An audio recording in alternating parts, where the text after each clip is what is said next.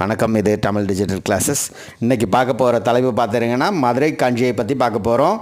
10 பாட்டு நூல்களில் ஒரு நூல் தான் மதுரை காஞ்சி. காஞ்சி என்றால் நிலையாமை என்பது பொருள். மதுரையின் சிறப்புகளை பற்றி கூறுவதால் இதுக்கு மதுரை காஞ்சியின் பெயரிடப்பட்டிருக்கிறது. இது நிலையாமையை பற்றி கூறுகின்றது. இந்நூல் 782 அடிகளை கொண்டது. இதில் பார்த்திங்கன்னா 354 அடிகள் மதுரையை பற்றி மட்டுமே சிறப்பித்து கூறுது. இதை பெருகுவள மதுரை காஞ்சி என்பர்.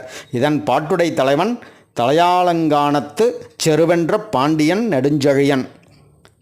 பேர் நல்லா ஞாபகம் வச்சுக்கோங்க, திடீர்னு கேட்டாலும் கேட்பாங்க. தலையாலங்கானத்து செருவென்ற பாண்டியன் நெடுஞ்செழியன். மதுரை காஞ்சியை பாடியவர் பார்த்திங்கன்னா மாங்குடி மருதனார். நன்றி, வணக்கம். சப்ஸ்கிரைப் பண்ணுங்கள், சப்போர்ட் பண்ணுங்கள். தேங்க்யூ.